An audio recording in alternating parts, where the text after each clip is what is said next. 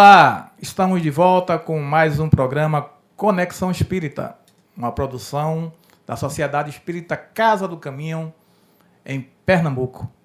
Vamos dar continuidade ao estudo do Livro dos Espíritos com nosso amigo palestrante Frederico Menezes, que vai fazer aqui já suas considerações iniciais.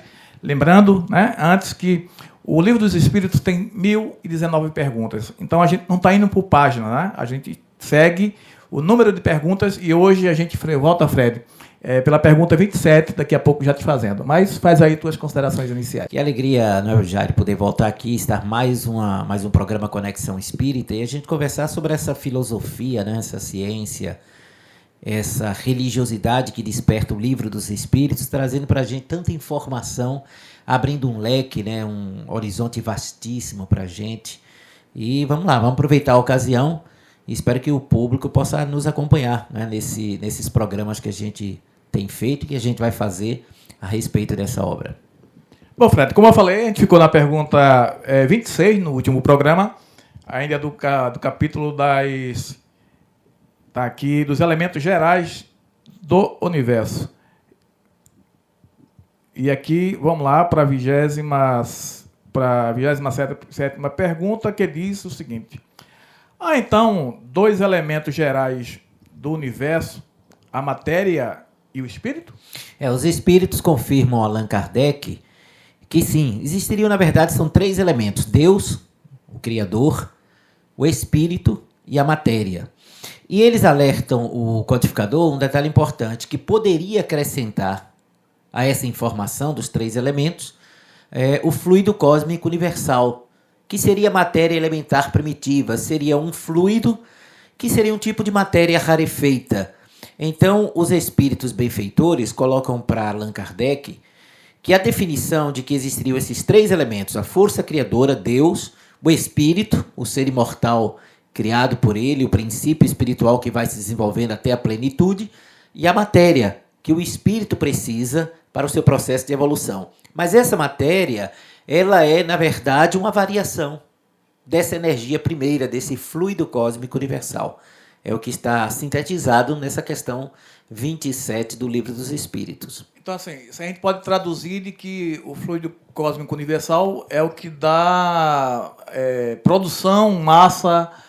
a diversidade de tudo, Tudo que existe é uma variação do fluido cósmico universal. Eu gosto muito, Jairo, da definição do espírito André Luiz, através de Chico Xavier. Isso está na obra Evolução em Dois Mundos, em que ele define o fluido cósmico universal, que no Livro dos Espíritos é a matéria elementar primitiva, de onde tudo parte. André Luiz define como sendo o hausto divino, o hálito de Deus, Deus criando. Eu acho que é fantástico. E é a partir daí, caras amigas, caros amigos, que a gente passa a entender aquela frase de Paulo de Tarso: estamos mergulhados em Deus. Por quê? Porque o fluido cósmico universal é uma irradiação mental divina. E nós nos movimentamos nele. O ar é uma variação do fluido cósmico universal. Essas paredes, tábuas, tijolos, são, na verdade, matérias consequências, secundárias. Aquilo que a gente pensa que é o elemento primeiro, não é. Oxigênio, elemento mais simples, não é. A gente vai ter até uma pergunta mais adiante sobre isso. Então, assim, nós, enquanto matéria e espírito, estamos contidos também nesse conceito de que viemos do fluido cósmico... o perispírito, Você vê, a gente tem um corpo espiritual. O espírito não se encaixa na definição de matéria. Não provém do fluido cósmico? O perispírito. Okay. O nosso corpo espiritual é uma variação do fluido cósmico universal. Perfeito. Inclusive, quando a gente vai reencarnar em cada mundo, a gente configura o nosso perispírito, o corpo espiritual, com os fluidos do ambiente de cada mundo. Então, por exemplo, hoje nós estamos reencarnados na Terra. Se eu for reencarnar na próxima experiência em um outro planeta, eu irei moldar o meu corpo espiritual com os fluidos que constituem aquele planeta.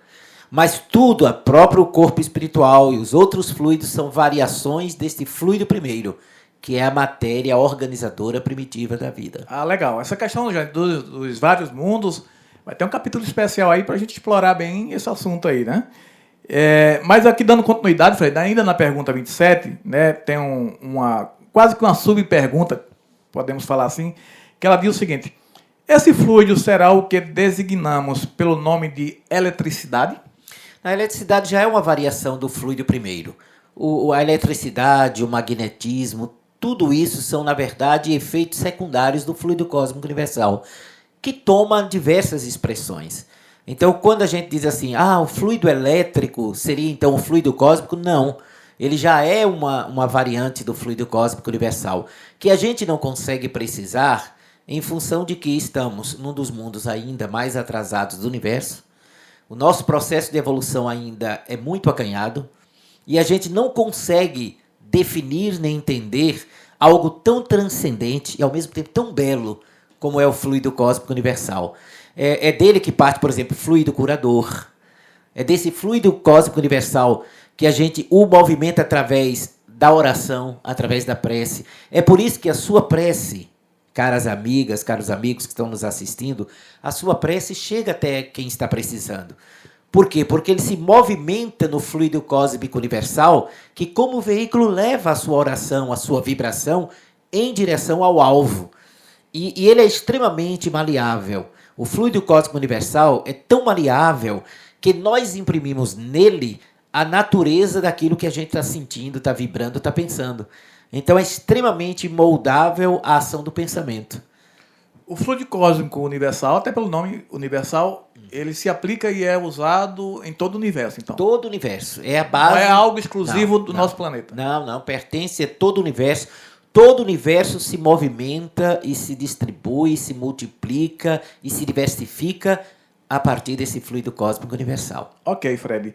Vamos para a 28ª pergunta, que diz o seguinte: pois que o espírito é, em si, alguma coisa, não seria mais exato e menos sujeito à confusão dar aos dois elementos gerais as designações de matéria inerte e matéria inteligente? Os espíritos superiores, nessa questão, respondem para Allan Kardec uma coisa interessante, já dá um impacto na gente. Se entendam, isso é uma questão da linguagem humana. Eles não estão preocupados com a linguagem humana, não é?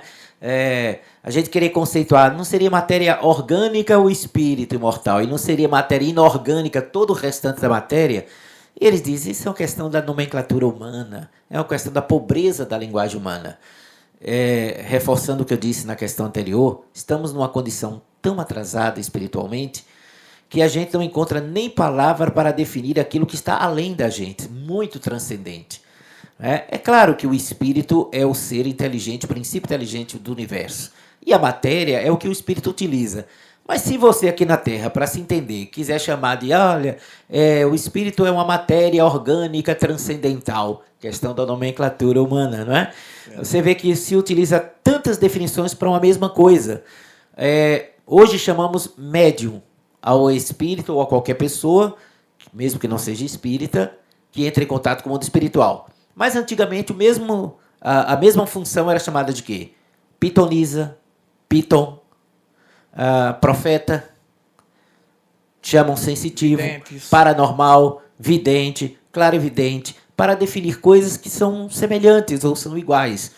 O nosso problema é de linguagem, e a nossa linguagem é muito pobre para tratar das coisas do espírito.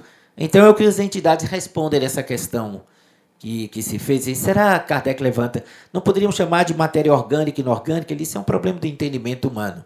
Mas o que é certo é que existe o espírito, a matéria e Deus acima dos dois. O nome médium foi cunhado, foi batizado por Allan Kardec? Não foi batizado por ele, porque esse nome, na verdade, ele é latim, veio do latim medium, que significa intermediário. Ele apenas utilizou como achando mais apropriado. O que Allan Kardec criou, ele tem os dois neologismos, as duas expressões novas, foi perispírito, porque ele, com a informação, quando ele perguntou aos espíritos se eles tinham alguma coisa que revestiam eles. E aí os espíritos disseram, olha, nós temos algo que para vós é vaporoso, é como se não existisse, mas para nós é concreto. E aí Kardec, que estudava botânica também, lembrou que cercando determinadas sementes de certos frutos, tem uma película muito fina chamada perisperma. Aí Kardec criou esse nome, perispírito, que significa peri, revestimento, do grego peri, revestimento, com o latim espíritos, revestimento da alma. E o outro nome que Kardec criou foi espiritismo. para não confundirem, porque toda religião é imortalista. Toda religião crê na alma imortal. Toda religião crê em Deus. Né? Porém, existem outros elementos que as outras religiões não adotam, como a reencarnação, como o contato dos espíritos, qualquer espírito, com as pessoas na Terra. Então, Kardec, para diferir outras doutrinas espiritualistas do espiritismo, ou daquela informação que estava vindo, criou a expressão espiritismo. Fred, essa questão da mediunidade ela é fascinante. Deixa eu só explorar mais um pouquinho esse assunto.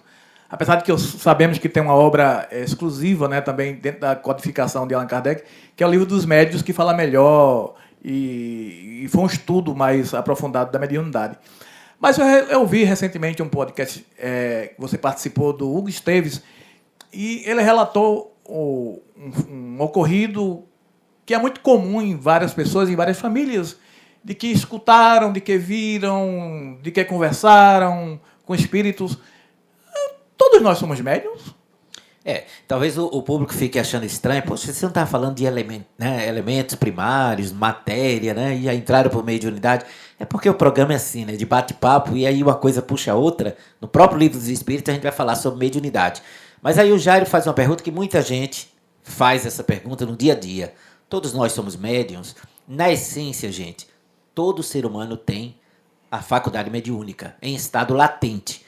Agora, se define como tecnicamente médium aquele que tem a ostensividade, que os fenômenos se repetem com ele e de maneira ostensiva. Esses são chamados médiums.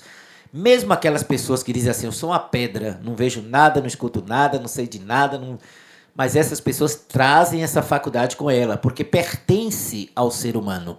Agora, para que esta faculdade se manifeste no corpo ostensivamente, segundo Allan Kardec estudou e colocou muito bem, é necessário que haja um organismo predisposto. Portanto, a mediunidade radica-se no organismo. Ok. Bom, ainda dando continuidade aqui do capítulo dos elementos gerais do universo, indo agora para o tema propriedades da matéria, a pergunta de número 29 diz o seguinte: a ponderabilidade é um atributo essencial da matéria? Ou seja, essa coisa do sentir, do pegar... No segundo conceito, segundo a percepção nossa aqui na Terra, a definição está correta. Porém, a matéria é naquilo que está dentro do nosso conceito e dos nossos sentidos. Mas a matéria existe em uma condição que escapa aos nossos sentidos e às nossas percepções. Olha, gente, isso os espíritos disseram a Allan Kardec no século XIX. Só agora, década de 70 mais ou menos, foi que a física moderna começou a abordar a existência da matéria em uma outra qualidade. Mesmo que no final do século XIX, William Crookes, que foi um físico até espírita, tornou-se espírita, ele tenha descoberto o plasma, o estado radiante da matéria. O plasma é considerado também um outro estágio da matéria.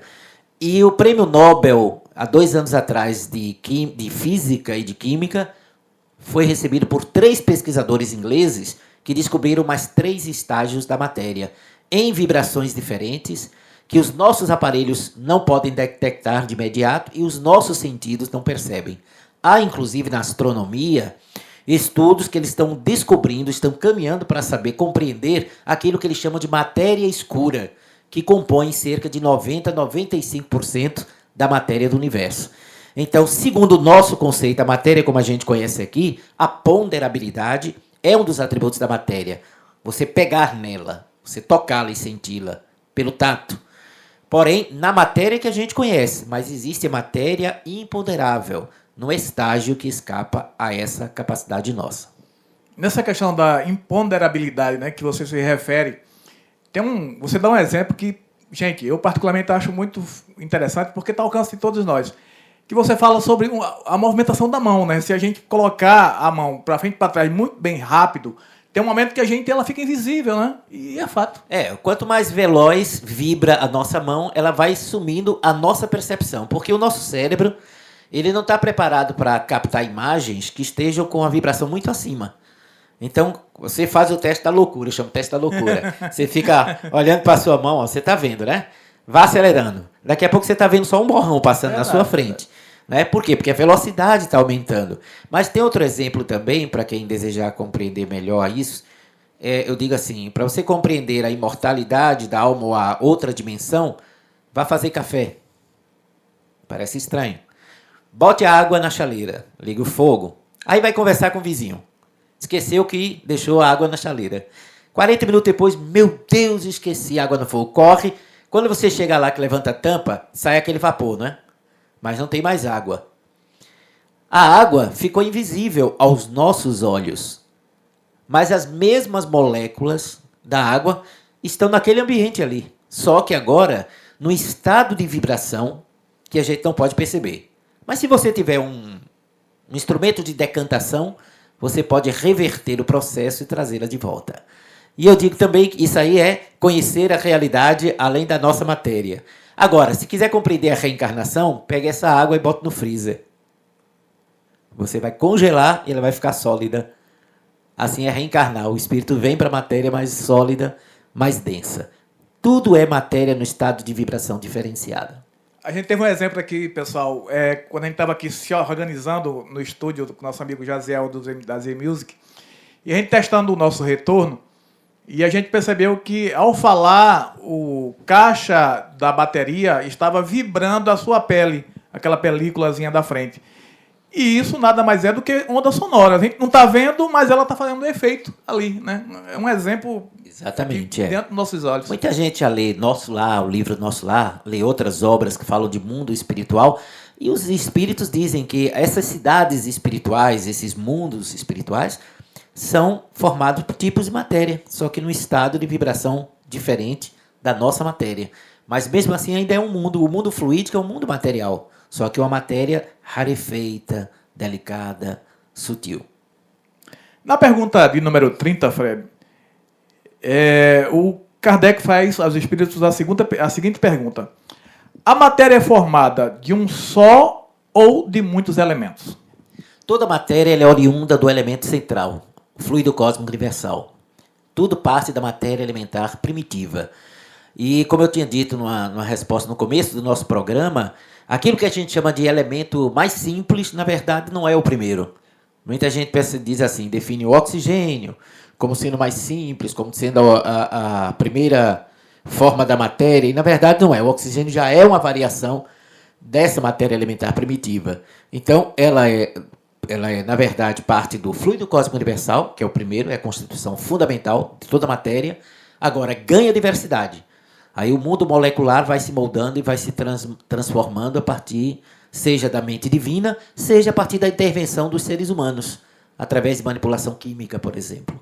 Essa sua resposta, na verdade, já respondeu a número 31, que diz justamente de onde se originam as diversas propriedades da matéria, que é do cosmos. Do fluido cósmico universal, matéria elementar primitiva. Ok, então vamos para a número 32, que diz o seguinte. De acordo com o que vim de dizer, os sabores, os odores, as cores, o som, as qualidades venenosas ou salutares dos corpos não passam de modificações de uma única e substância primitiva? Exatamente, tudo é modificação. Agora veja que até mesmo as sensações, como cada pessoa percebe cada elemento, também varia muito de pessoa para pessoa. Tem alguém que, por exemplo, camarão é um veneno. Tem alergia ao camarão. Verdade. Outros comem e não sentem absolutamente nada.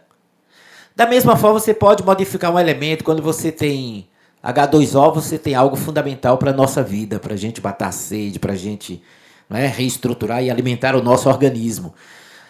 H2O2, você já não vai beber, que aí já se tornou um perigo para a existência humana. Acrescentando só mais uma molécula de outro elemento, e você já altera aquilo que era tão importante para o nosso organismo.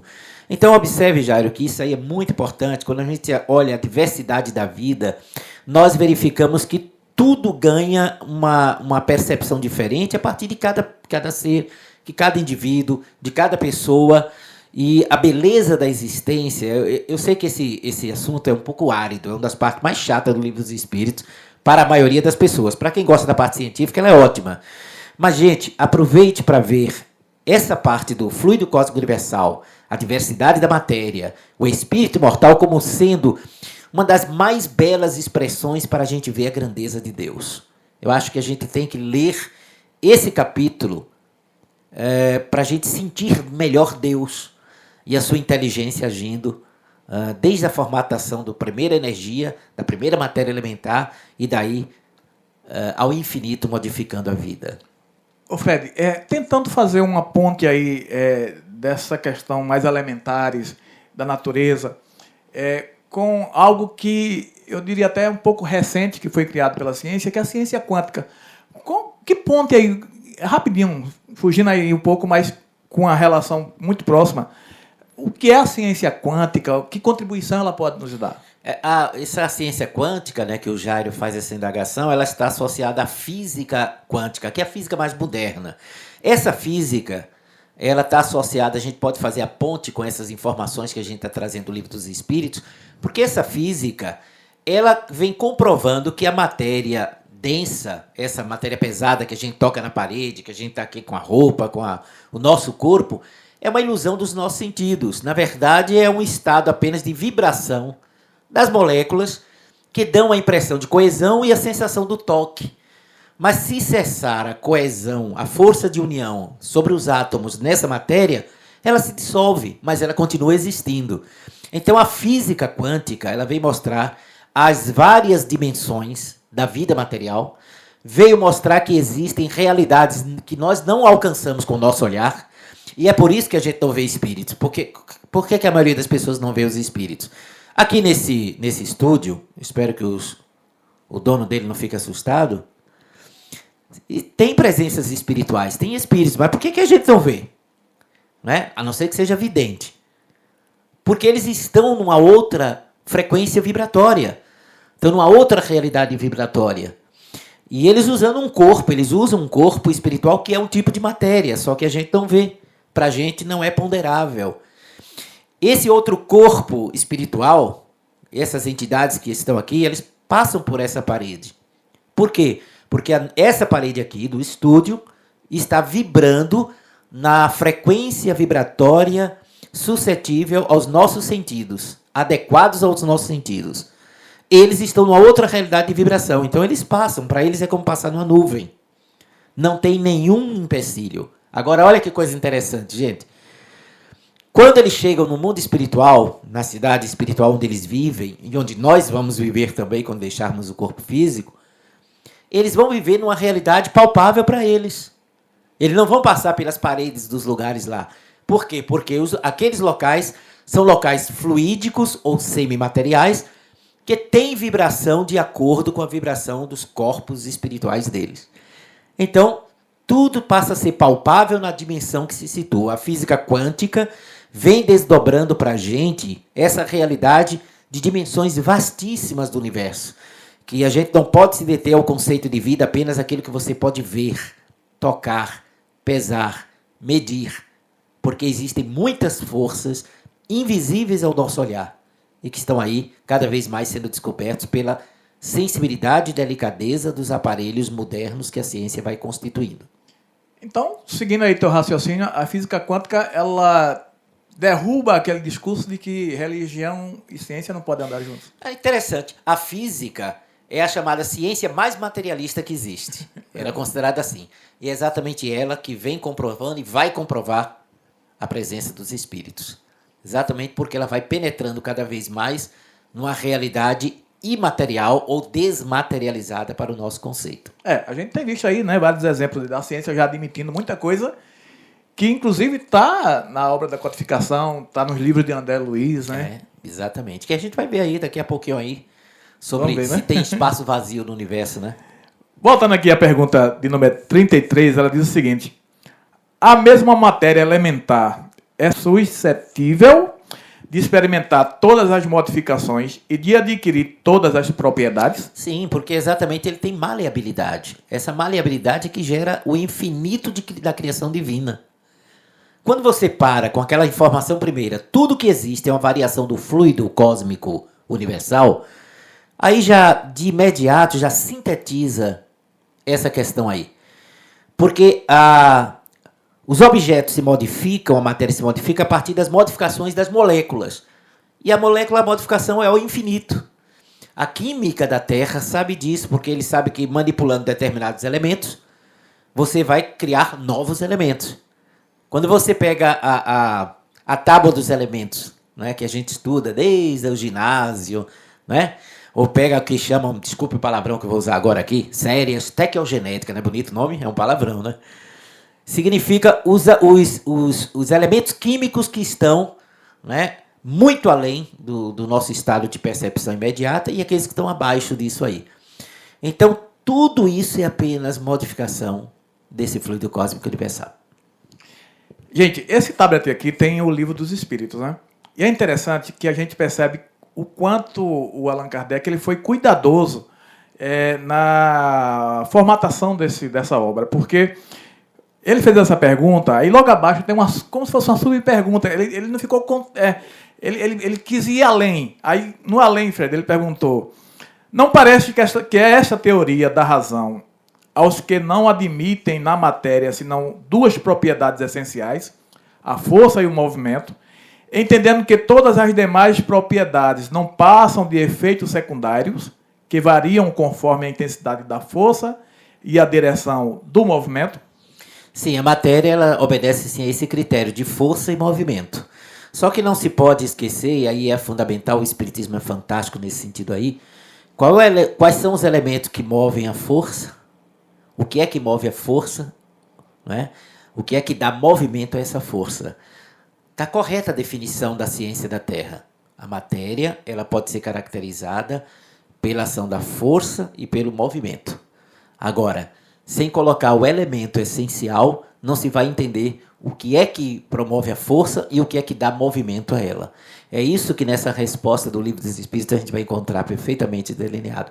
Que se encaixa, olha gente, quando a gente lê o Livro dos Espíritos, a gente não pode ficar preso apenas na resposta de uma pergunta, porque lá adiante você vai encontrar a liga, que aí você vai entender aquilo que estava lá atrás. É por isso que é muito importante a gente estudar criteriosamente o Livro dos Espíritos. Correto. Antes de a gente partir, Fred, para a próxima pergunta, que é a número 34, eu tenho te acompanhado nas redes sociais e você tem anunciado, vez por outra, algumas palestras aí, aproveitando esse momento da pandemia, em que ficou mais comum, digamos assim, muitas palestras virtual, remotas, né, que você tem feito muitas nesse novo modelo, que é com outros países, né? Você recentemente fez para a Itália, está para fazer agora para o Canadá. Conta um pouco como é isso e que relação isso tem a ver com o espiritismo a partir do Brasil, considerada pátria do Evangelho. Olha, a força da internet, né, o recurso da tecnologia veio também para facilitar a gente divulgar o pensamento espírita no mundo inteiro. A pandemia reforçou esse processo. Porque, por exemplo, sem sair de casa, já fui na Suíça, já fui na Áustria, já fui nos Estados Unidos. Então, realmente, a gente tem feito. Eu fiz 3 palestras para a Suíça, fiz uma para o Centro Espírita na Áustria, fiz para a Itália, fiz para Atlanta e vou fazer agora, sexta-feira, para o Canadá. Isso também reforça a importância e a contribuição do Brasil espírita para a humanidade. Lembrando Humberto de Campos, Brasil, coração do mundo, pátria do Evangelho, e a gente vê que uma missão essencial do Brasil é a evangelização mundial. E isso não é só pelo espiritismo, não. O Brasil tem um movimento potente na área do movimento evangélico, não é? Tem uma força católica extraordinária e é considerado o país mais espírita do planeta. E é daqui do Brasil que tem partido muitos expositores que estão levando de volta à Europa o espiritismo, seja presencialmente, seja no modelo atual, online, como nós estamos tendo a oportunidade de fazer. O espírito, diga de passagem, nasceu na Europa, mas a Guerra Mundial, a Segunda Guerra Mundial, reprimiu, digamos assim, o crescimento. As duas grandes guerras, mas, e particularmente a Segunda Grande Guerra Mundial, fez com que, por exemplo, vocês terem uma ideia, só na França, se não me engano, em Lyon tinha mais de 40 mil espíritas. Antes da Segunda Grande Guerra Mundial. Todas as religiões sofreram, né? Todas elas, porque caiu no desânimo, muitos caíram no descrédito, muitos problemas, não é? Mas está havendo reavivamento, para utilizar uma expressão do movimento protestante, né? no sentido de espiritualidade. E o espiritismo está voltando para a Europa através dos brasileiros, que vão morar nos vários países europeus, fundam núcleos espíritas. Palestrantes saem daqui e vão presencialmente fazer circuitos na Europa. E agora, através do modelo online, né, que eu sempre tive muito convite, eu nunca quis sair muito daqui, preferia ficar no país. Já tenho muitos companheiros indo para lá, embora sabendo da necessidade de levar mensagem. E agora eu saí desse modelo online, né? E a gente fica muito feliz de verificar, por exemplo, que a Suíça está crescendo o seu movimento espírita. Lentamente, mas está crescendo. Já tem uma Federação Espírita Suíça. Eu tive a oportunidade de fazer uma palestra para eles. Fiz a palestra para o pessoal de Lausanne, fiz para o pessoal de Genebra, né? E aí depois, na Áustria, que para mim foi surpreendente, eu nem sabia que tinha um centro espírita na Áustria. E nós fizemos a palestra para o grupo espírita Allan Kardec, lá da Áustria, lá de Viena, capital austríaca. Depois a gente foi para Atlanta, e os Estados Unidos já tem a Federação Espírita de Miami, da Flórida, tem uma Federação Espírita, se não me falha a memória, em Nova York, no estado de Nova York, e tem vários estados norte-americanos, e eu estou falando de espiritismo, né? Não estou falando do movimento espiritualista. A receptividade, Fred. Olha, tem sido muito boa. Na língua inglesa, o espiritismo está tendo uma receptividade fantástica. Eu repito, existe o movimento espiritualista, que é muito forte também, com médiuns canalizadores, que eles chamam canalizadores, mas eu estou falando de espiritismo enquanto doutrina organizada, codificada por Allan Kardec. E vem crescendo o modelo espírita que nós conhecemos, moldado na codificação espírita. E a gente fica muito feliz, porque é um número crescente de instituições e também, claro, de participantes. Não é ainda como no Brasil, é verdade, mas já é muito promissor mesmo. Espetacular. E eu estou, assim, muito, muito feliz, porque a gente vai ter esse contato agora com o pessoal do Canadá, de Montreal, e tivemos a semana passada com um grupo espírita da Itália, de Verona. Aquela teve até uma tradução, ela tinha um certo delay, assim, aquele tempinho, né? Que você tem que... É desafiador, viu? Eu tenho um estilo mais, vamos dizer assim, mais empolgado, mais inspirado. E quando eu faço para o exterior que tem tradutor, você tem que falar e esperar que ele traduza. Aí você volta para pegar a ideia. Não é? Mas a gente sabe que é importante. Os italianos, o grupo lá que eu falei, 90% era italiano. 90% italiano. Embora o presidente seja alguém brasileiro, e daqui de Pernambuco, de Recife, mas o restante era o pessoal realmente italiano. E aí a gente via a sede deles. Cada conceito que a gente emitia, nós víamos os amigos, as amigas de lá vibrando assim, prestando atenção, como se aquela informação assim ou viesse confirmar o que eles sentiam, ou como se eles estivessem dizendo assim, que bom que tem essa coisa assim, eu não sabia que era dessa forma.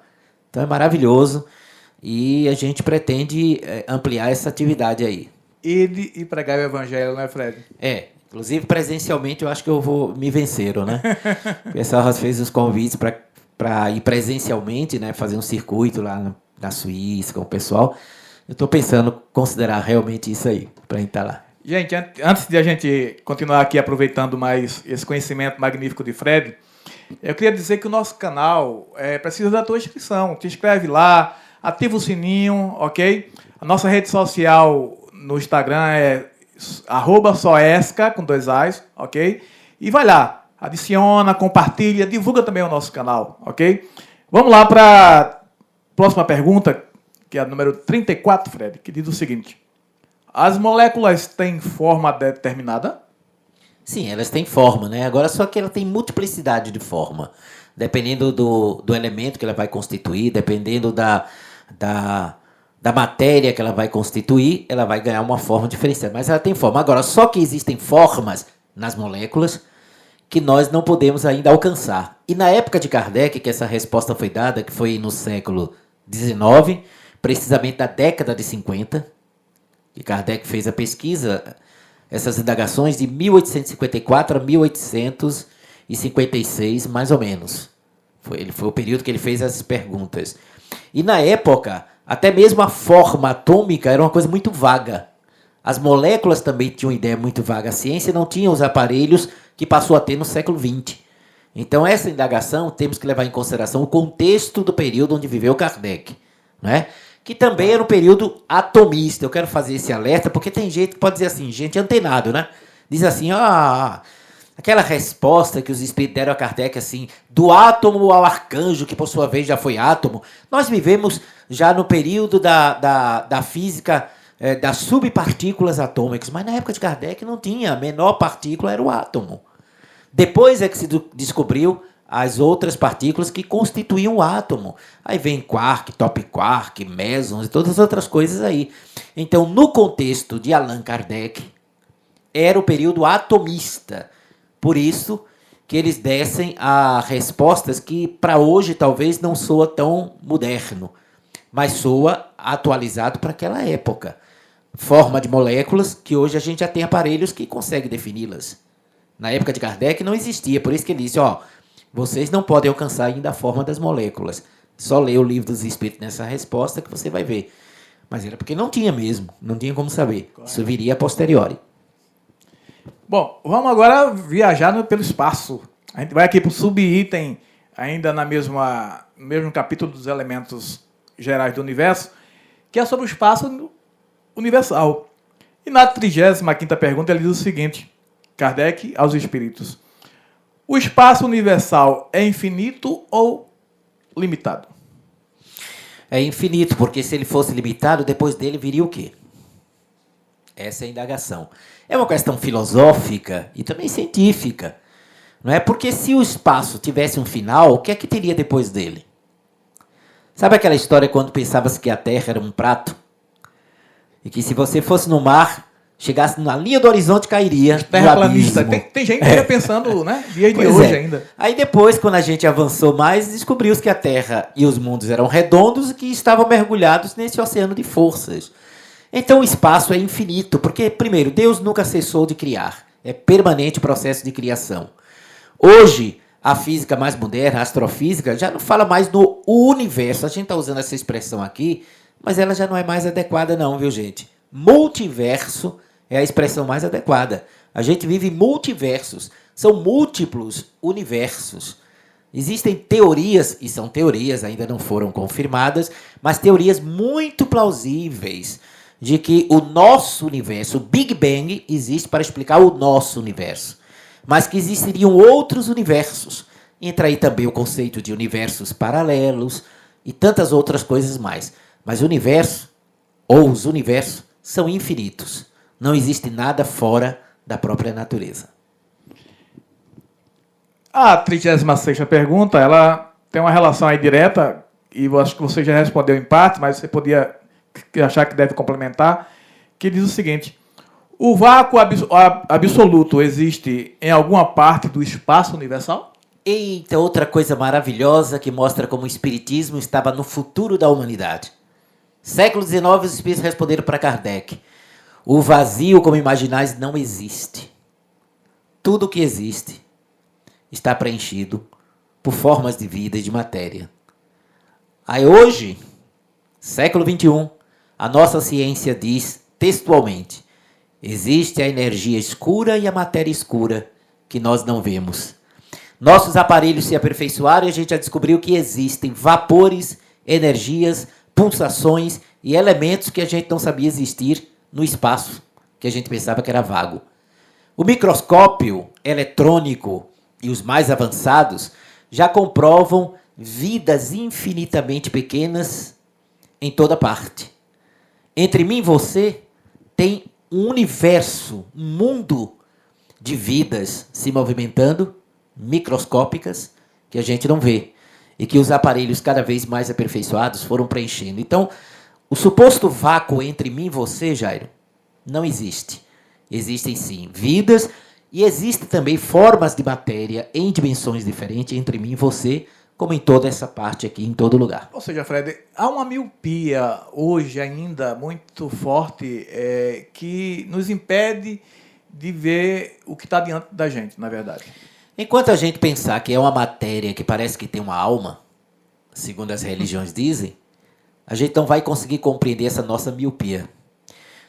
Quando nós passarmos a entender que nós somos um espírito, numa experiência temporária na matéria, a gente vai começar a perceber que a gente não pode conceituar a vida e sentir as coisas apenas pelos 5 sentidos, que são importantes, mas são pobres.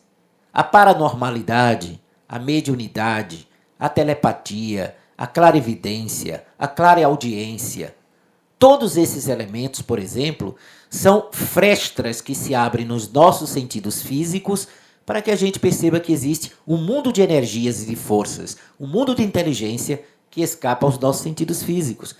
Então, enquanto a gente pensar como matéria, a gente vai achar que o mundo é só esse aqui. Mas quando a gente enlarguecer a mente, dilatar a consciência, a gente vai adiante e vai conseguir perceber coisas monumentais. Gente, nós vamos agora para o capítulo 3. Veja o que vem pela frente. Vai falar da criação. Formação dos mundos, formação dos seres vivos, povoamento da terra, né? Adão, diversidade das raças humanas, pluralidade dos mundos, considerações e concordâncias bíblicas concernente à criação.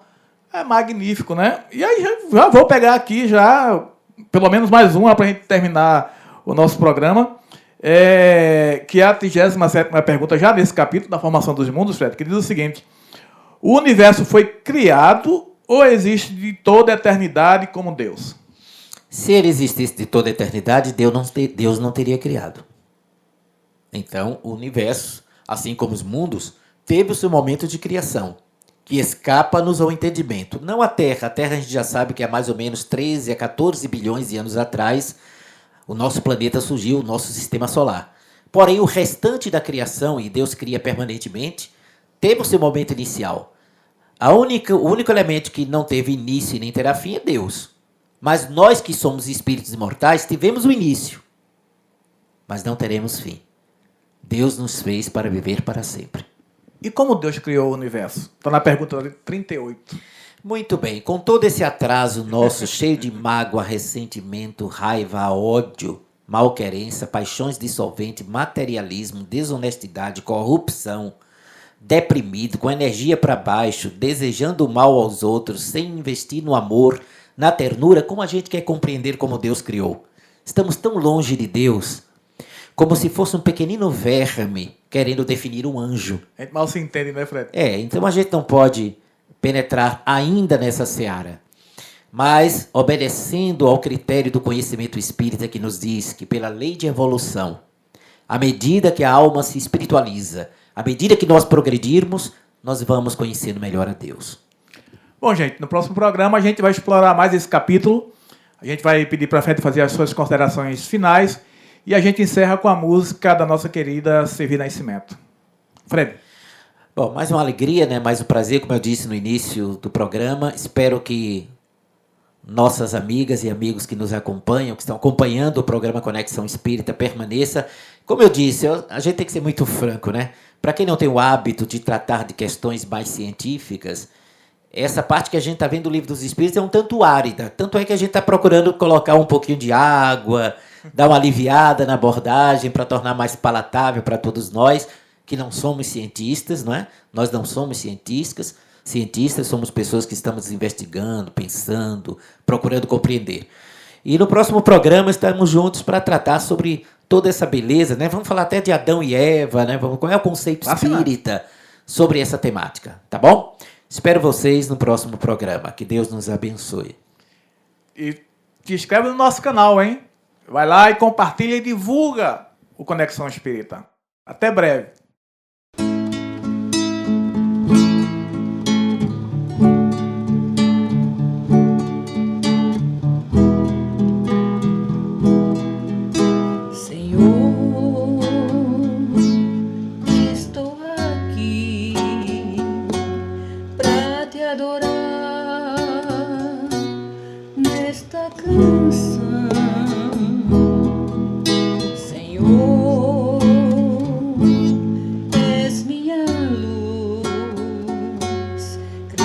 Jesus do meu coração.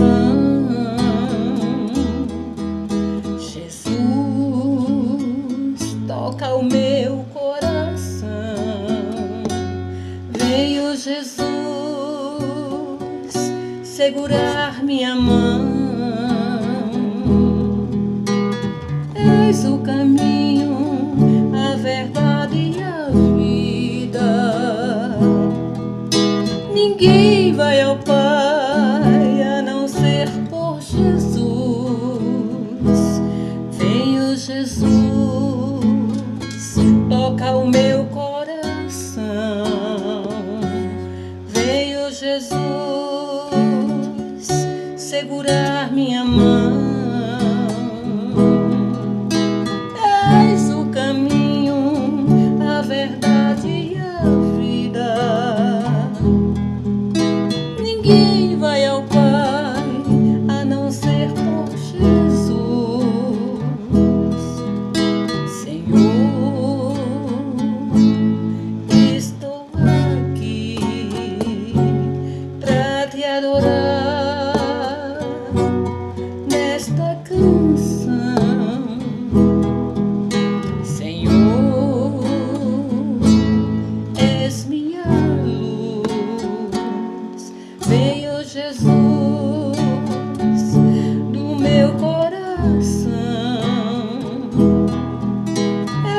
És o caminho, a verdade e a vida. Ninguém vai ao Pai a não ser por Jesus. Venho, Jesus, toca o meu coração. Venho, Jesus.